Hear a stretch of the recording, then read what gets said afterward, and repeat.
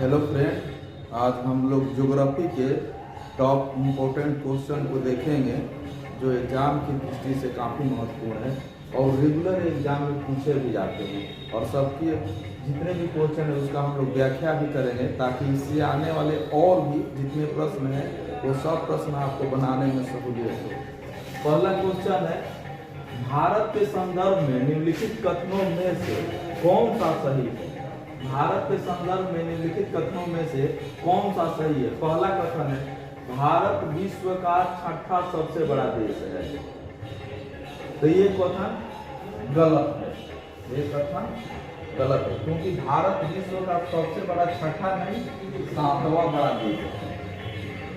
तो इस प्रकार ये कथन गलत है। दूसरा है, संसार का लगभग 2.4% क्षेत्र भारत के अंतर्गत आता है। ये सही है। ये कथन सही है। तीसरा है, कर्क रेखा देश के बीच से गुजरती है जो अक्षांशीय विस्तार को 2 बराबर भागों में बांटती है। ये भी बात सही है क्योंकि कर्क रेखा भारत के बीचों बीच से गुजरती है। कर्क रेखा आप देखिएगा भारत के बीचों बीच से गुजरती है और भारत के 8 राज्यों से कर्क रेखा गुजरती है, जिसका पश्चिम से पूरब की तरफ जो कर्क रेखा का क्रम है वो है गुजरात।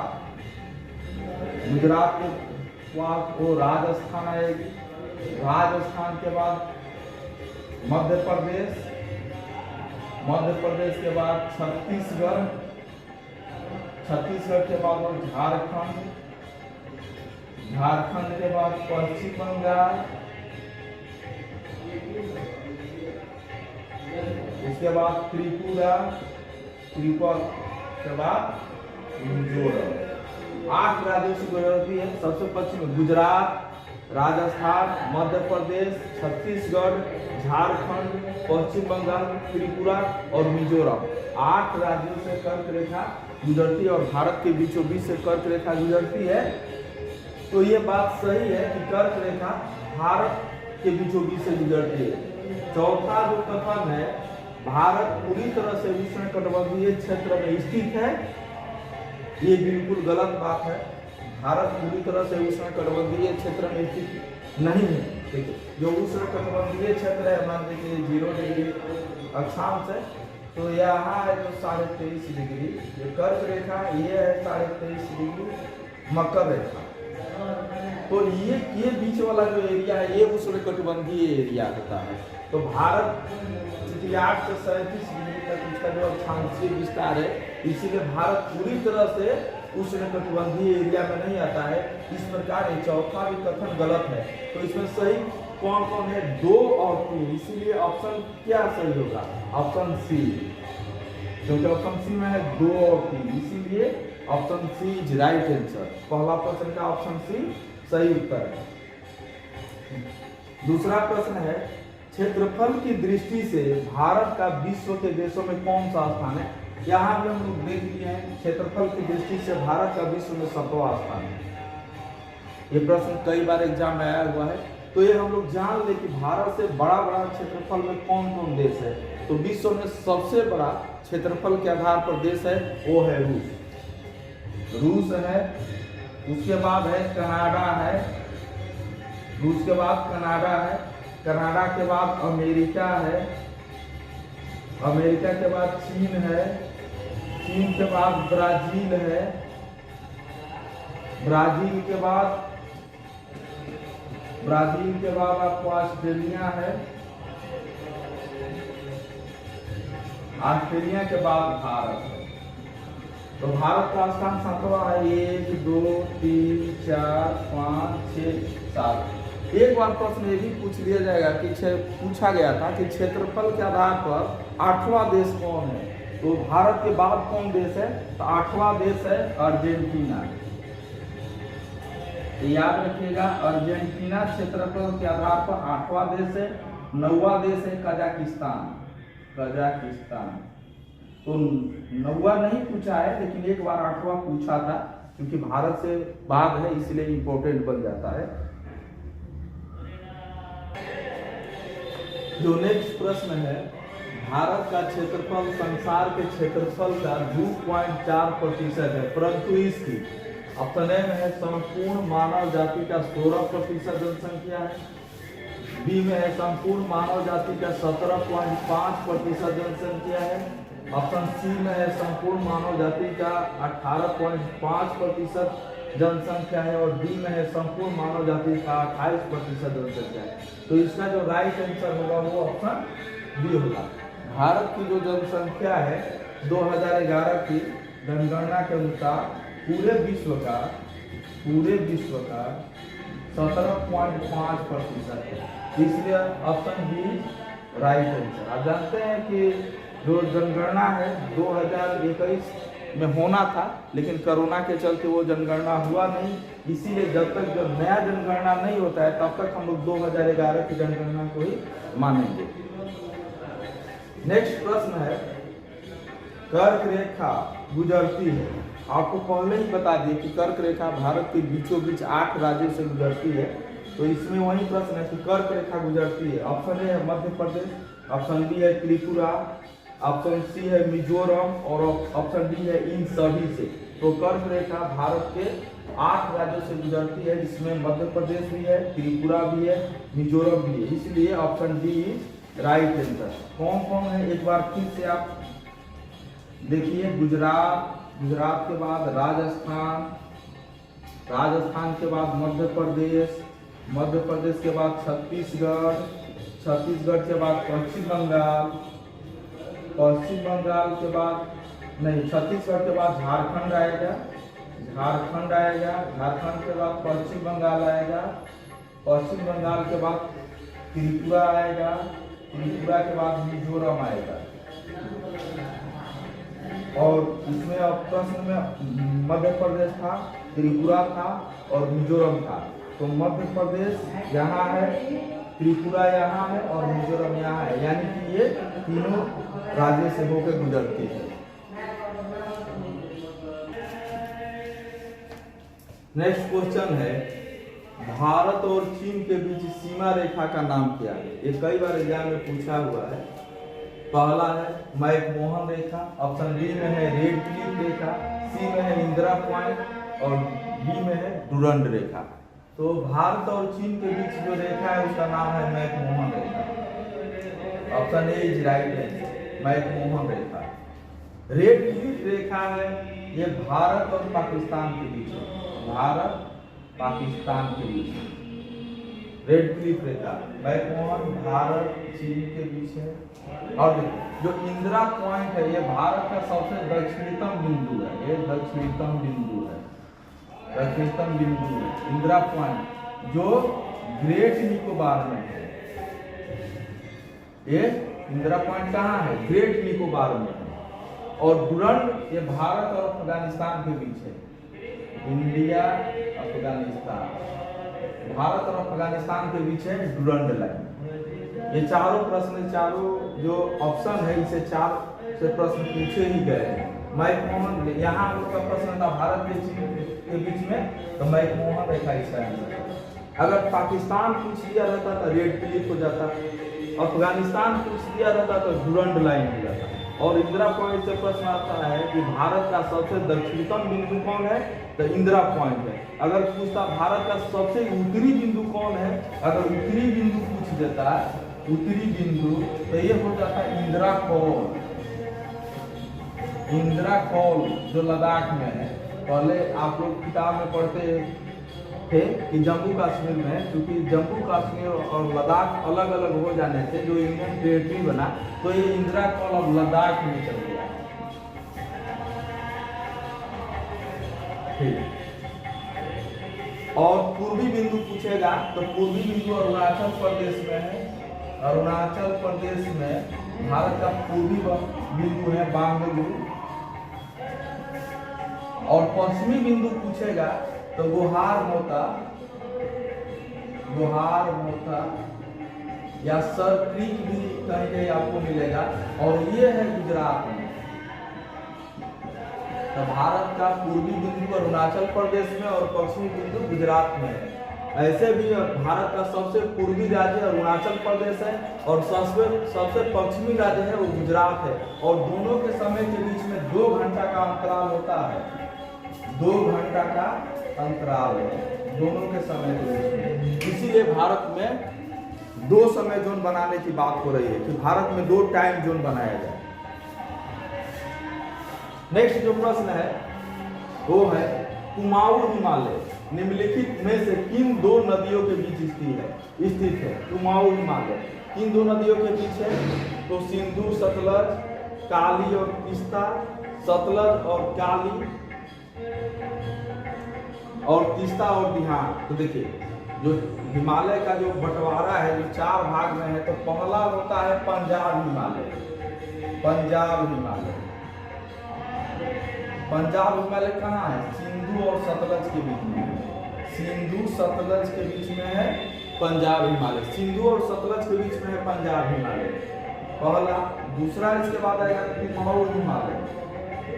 कुमाऊं हिमालय, तो कुमाऊं हिमालय यहाँ से सतलज को उठा लेना है। सतलज, सतलज और काली के बीच है कुमाऊं हिमालय, सतलज और काली। तीसरा है नेपाल हिमालय। नेपाल हिमालय, तो नेपाल हिमालय है यहाँ से फिर काली को लास्ट वाला नदी को उठाते रहिए, काली और तीस्ता। तीस्ता के बीच में है नेपाल हिमालय। चौथा है असम हिमालय। असम हिमालय, तो ये यहाँ से फिर तीस्ता आएगा। तीस्ता और किसके दिहांग नदी के बीच में है असम हिमालय। हमसे पूछा गया है प्रश्न क्या है? कुमाऊं हिमालय। तो कुमाऊं हिमालय कहाँ है? सतलज और काली के बीच में। तो ऑप्शन सी में है सतलज और काली, इसीलिए option C is right answer. ये ऑप्शन सी है, सतलज और काली के बीच में है कुमाऊं हिमालय।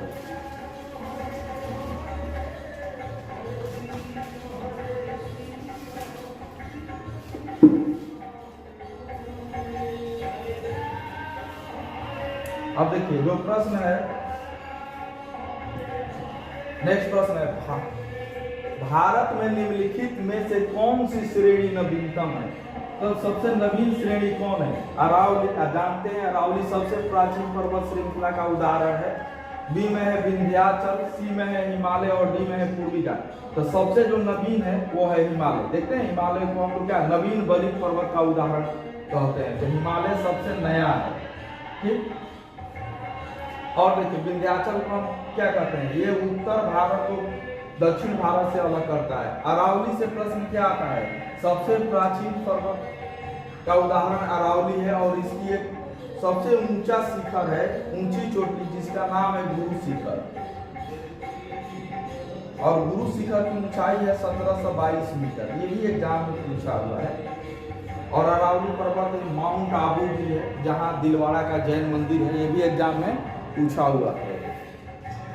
अब नेक्स्ट जो प्रश्न है, 8वां जो प्रश्न है वो है दोदा बेटा चोटी स्थित है। दोदा बेटा चोटी स्थित है अन्नामलाई की पहाड़ी में। ऑप्शन बी है नीलगिरी पहाड़ी में। ऑप्शन सी है विंध्याचल श्रेणी में। ऑप्शन डी है सतपुड़ा श्रेणी में। तो दोदा बेटा ये नीलगिरी पहाड़ी में है। Option B is right answer. Nilgiri पहाड़ी में दोदा बेटा है। और एक बार जानिए दोदा बेटा की ऊंचाई अगर पूछ लिया जाए तो 2637 मीटर ऊंचाई है, जो दक्षिण भारत की दूसरी सबसे ऊंची चोटी है।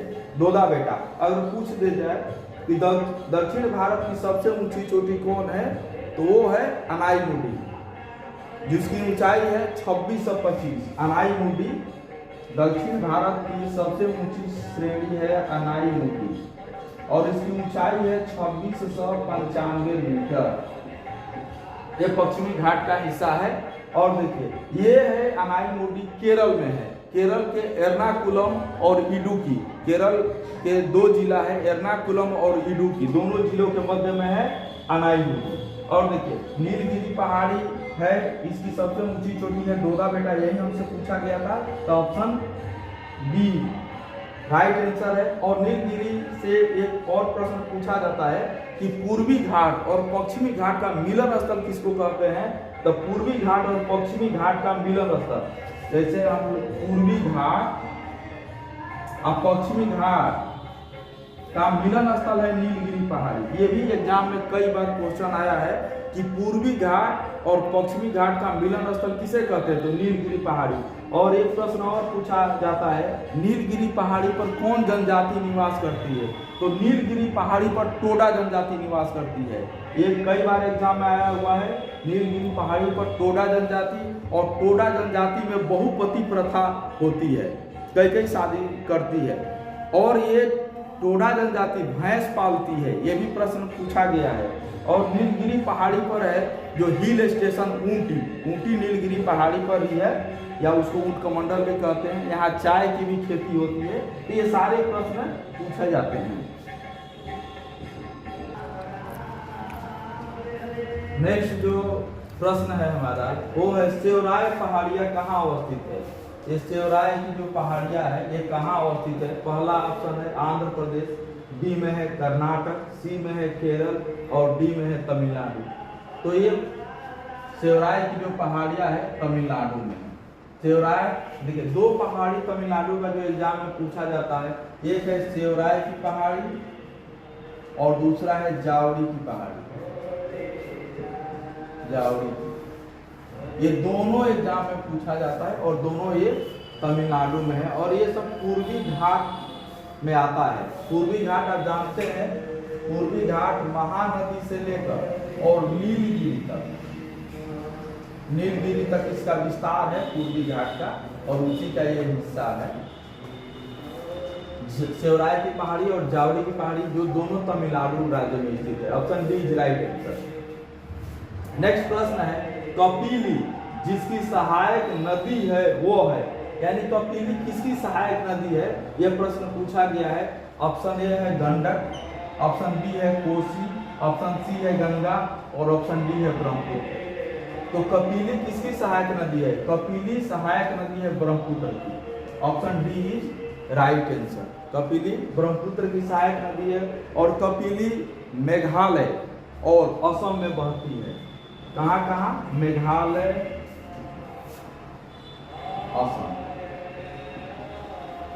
मेघालय और असम में बहती है कपिली नदी जो ब्रह्मपुत्र की सहायक नदी। इसका नाम कपिली नाम आप जानते हैं ऋषि कपिल के नाम पर, कपिल मुनि जो ऋषि थे उनके नाम पर इस नदी का नाम रखा गया है कपिली नदी। कपिल ऋषि के नाम पर इसका नाम पड़ा है। और देखिए कोसी से एक प्रश्न जो पूछा जाता है, कोसी को बिहार का शोक कहते हैं, ये प्रश्न खूब पूछा जाता है। गंगा की टोटल लंबाई की बात करेगा तो 25 से 25 किलोमीटर लंबी नदी है। गंडक से पूछा जाता है, ये प्रश्न हमेशा पूछा जाता है कि वैदिक कालीन कौन नदी है जो बिहार में प्रवाहित होती है, तो गंडक का वैदिक कालीन नाम क्या था, सलानी का। ये भी प्रश्न पूछा जाता है। ये सारे प्रश्न पूछे जाते हैं, लेकिन जो कपिली हमारा जो प्रश्न था उसका सही आंसर ऑप्शन डी ब्रह्मपुत्र है। ब्रह्मपुत्र की सहायक नदी है जो मेघालय से निकलती है और असम में आके ब्रह्मपुत्र में मिल जाती है। नेक्स्ट जो हमारा क्वेश्चन है, अगला क्वेश्चन है किशन गंगा एक सहायक नदी है। किशन गंगा किसकी सहायक नदी है, रावी की, चिनाब की, झेलम की और ब्यास की। तो किशन गंगा है ये झेलम की सहायक नदी है। Option C is right answer. एक प्रश्न और पूछा जाता है किशन गंगा परियोजना, किशन गंगा परियोजना किस नदी पर है, तो किशन गंगा नदी पर ही है। और किशन गंगा किसकी सहायक है, तो ये झेलम की सहायक नदी। ये जम्मू कश्मीर के बांदीपोरा डिस्ट्रिक्ट के धर्मशाला गांव में है ये परियोजना। जम्मू कश्मीर के बांदीपोरा डिस्ट्रिक्ट है, उसी का एक गांव है धर्मशाला, उसी गांव में है। और ये पूछा जाएगा ये कितना मेगावाट की, तो ये 330 मेगावाट की परियोजना है। 2007 में इसका निर्माण कार्य शुरू हुआ था। इस परियोजना का ये काफी विवादित परियोजना रही थी। नेक्स्ट प्रश्न है भारत में कृषि को समझा जाता है। ऑप्शन ए है जीविकोपार्जन का साधन, ऑप्शन बी है एक व्यवसाय, ऑप्शन सी में है एक व्यापार और ऑप्शन डी में है उद्योग। तो भारत में जो कृषि है वो जीविकोपार्जन का साधन है। Option A is right answer. Option A is right है सर। भारत में जो कृषि है इसको जीविकोपार्जन का साधन समझा जाता है, न कि व्यवसाय और न ही एक व्यापार है, न ही उद्योग है। तो इसका क्या आंसर हो गया? ऑप्शन ए जीविकोपार्जन का साधन है। नेक्स्ट जो प्रश्न है हमारा वो है गुलाबी क्रांति संबंधित है, यानी गुलाबी क्रांति से किसका संबंध है? ए है कपास से, बी है लहसुन से, सी है अंगूर से और डी है प्याज से। तो गुलाबी क्रांति का संबंध प्याज से। Option D right answer. और देखिए गुलाबी क्रांति का जो संबंध है वो होता है झींगा मछली से भी, झींगा मछली, प्याज और फार्मास्यूटिकल, ये औषधि दवा वाला है। तीन चीजों से गुलाबी क्रांति का संबंध होता है, झींगा मछली से भी, प्याज के उत्पादन से और फार्मास्यूटिकल यानी औषधि के उत्पादन से भी गुलाबी क्रांति का संबंध है। और अगर आपसे पूछ लिया जाए कि गुलाबी क्रांति के जनक कौन है, तो गुलाबी क्रांति के जो जनक है वो गुलाबी क्रांति के जनक कहते हैं दुर्गेश पटेल को। दुर्गेश पटेल को गुलाबी क्रांति का जनक के रूप में हम जानते हैं, दुर्गेश पटेल को। बहुत सारी जो कृषि क्रांतियां है जैसे नीली क्रांति मत्स्य उत्पादन से है, और भी है रजत क्रांति अंडा उत्पादन से है। इस पर मैं स्पेशली एक वीडियो बनाऊंगा कृषि से संबंधित जितनी क्रांतियां है उस पर। जैसे गोल क्रांति आलू के उत्पादन से है, लाल क्रांति ये मांस और टमाटर के उत्पादन से है, ग्रे क्रांति है ये उर्वरक के उत्पादन से है, काली क्रांति पेट्रोलियम के उत्पादन से। इस पर एक अलग वीडियो बनेगा। यहाँ था गुलाबी क्रांति का संबंध किससे है? तो प्याज से है। अगर प्याज नहीं रहता ऑप्शन में झींगा मछली रहता तो ये भी सही होता, और फार्मास्यूटिकल यानी जो औषधि उत्पादन से ये है तो ये भी रहता तो ये भी सही होता।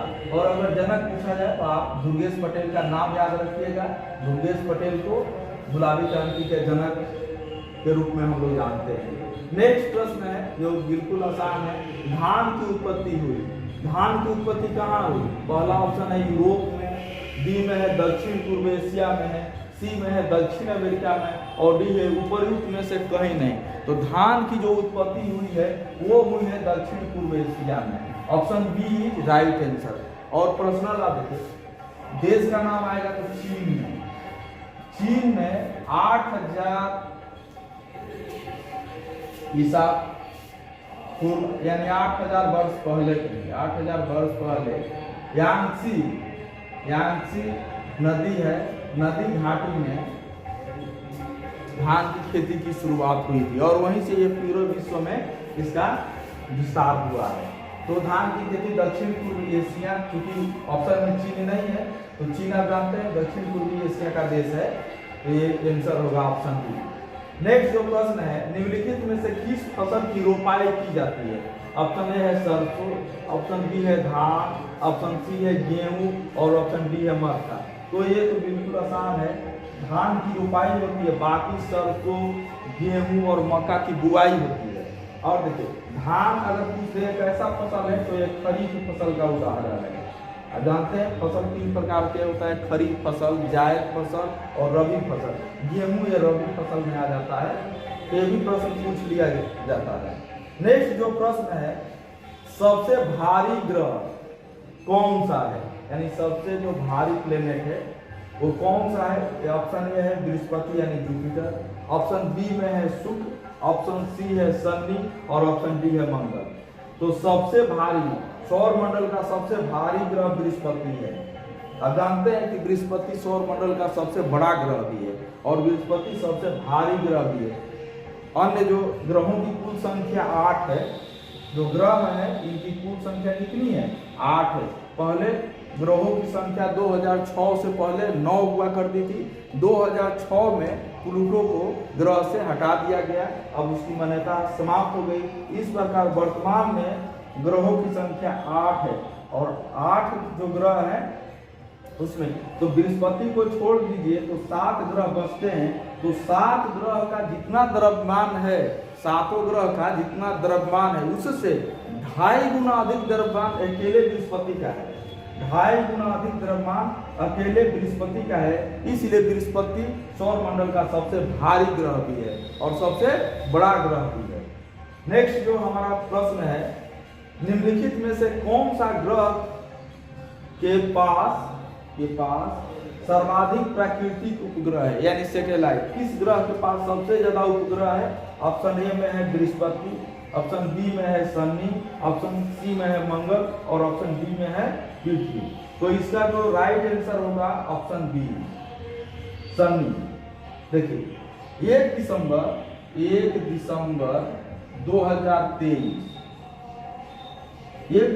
2023 को इसकी उपग्रहों की संख्या बढ़कर 146 हो गई। 146। वर्तमान में शनि के उपग्रह को सैटेलाइट लिखेगा और उपग्रह को चांद भी कहता है। तो उसकी संख्या टोटल कितनी है? 146 है, यानी 146 है। जबकि बृहस्पति के सैटेलाइट उपग्रहों की संख्या 79 है, 79 है। इस प्रकार सबसे ज्यादा प्राकृतिक उपग्रह वाला ग्रह शनि है। इसके पहले हम लोग बृहस्पति को पढ़ते थे 2023 से, 1 दिसंबर 2023 से पहले बृहस्पति होता था सबसे ज्यादा उपग्रह वाला ग्रह, लेकिन वर्तमान में शनि है। याद रखिएगा 146 उपग्रह है। हम लोग का नेक्स्ट जो क्वेश्चन है वो है, किस ग्रह के चारों ओर वलय है? वलय का मतलब रिंग है। किस ग्रह के चारों रिंग पाए जाने हैं? ऑप्शन ए शनि, बी मंगल, सी बुध और डी पृथ्वी। तो इसका जो राइट आंसर होगा ऑप्शन शनि के चारों रिंग वलय पाए जाते हैं, इसलिए देखने में सुंदर भी लगता है, इसलिए इसको सुंदर ग्रह भी कहा जाता है। इसके अलावा शनि को दुष्ट ग्रह के नाम से भी हम लोग जानते हैं। सुंदर ग्रह के साथ साथ एक दुष्ट ग्रह भी है शनि। मंगल को हम लोग लाल ग्रह के नाम से जानते हैं। मंगल के 2 ही उपग्रह है, डिवोर्स और फेबोस। बुध और शुक्र का कोई उपग्रह नहीं, पृथ्वी का एकमात्र उपग्रह चंद्रमा है। ये भी प्रश्न पूछा हुआ है। नेक्स्ट प्रश्न है, सौर मंडल का सबसे ठंडा ग्रह है।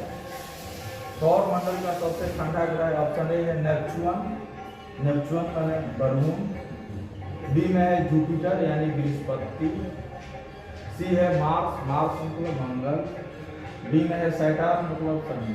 तो कह रहा है कि सौर मंडल का सबसे ठंडा ग्रह कौन है? तो नेपच्यून है। कारण क्या है? सूर्य से इसकी दूरी सबसे अधिक है। सूर्य से सबसे दूर स्थित होने के कारण यहाँ सूर्य का प्रकाश पहुंच नहीं पाता है, जिस कारण यहाँ का जो टेम्परेचर है वो -128 डिग्री है। -128 डिग्री। इस प्रकार ये सौर मंडल का सबसे ठंडा ग्रह है।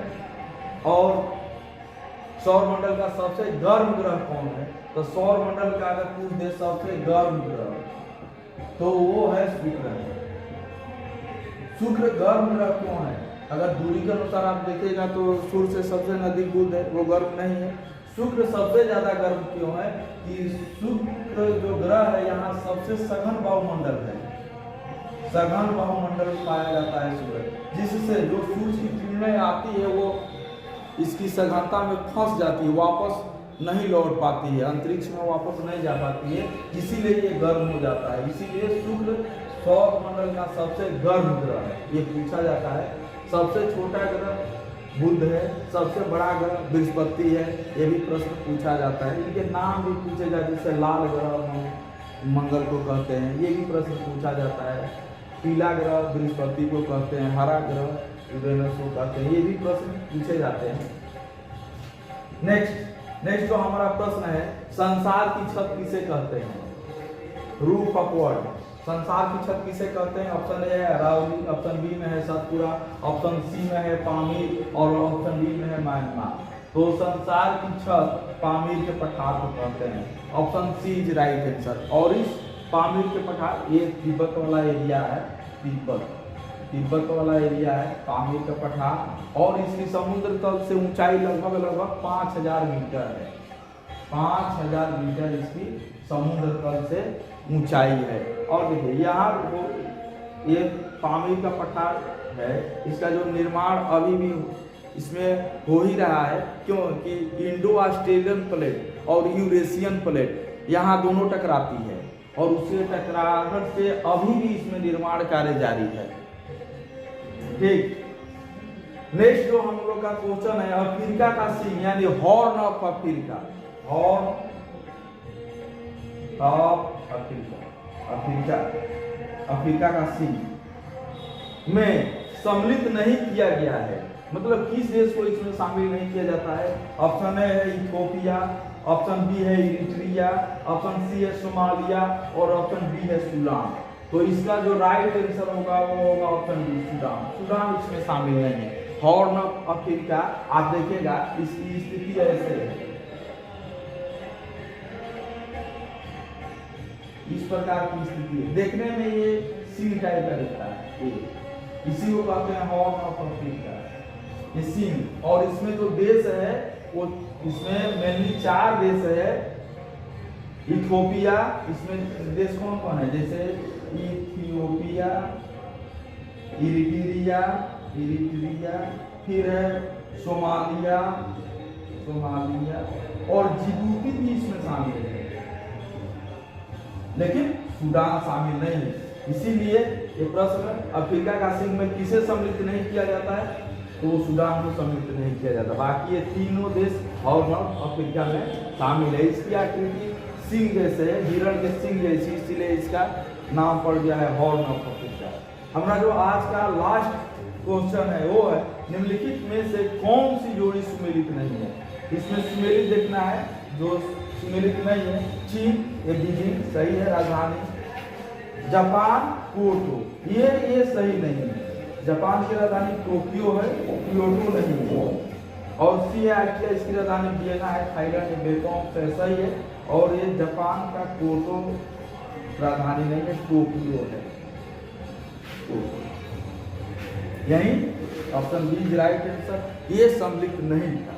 ठीक, फिर हम लोग नेक्स्ट वीडियो में इम्पोर्टेंट क्वेश्चन के साथ मिलेंगे, या कोई एक विशेष टॉपिक, हमारा जो संविधान का आर्टिकल चल रहा है उस पर भी हम लोग नेक्स्ट वीडियो ला सकते हैं। तब तक आप लोग वीडियो को देखिए, अपने दोस्तों को शेयर भी करिए, सब्सक्राइब भी करिए, लाइक करिए, कमेंट भी करिए। अगर आपको कोई टॉपिक नहीं समझ में आता है उस पर हम लोग वीडियो बनाएंगे। तब तक के लिए ओके बाय।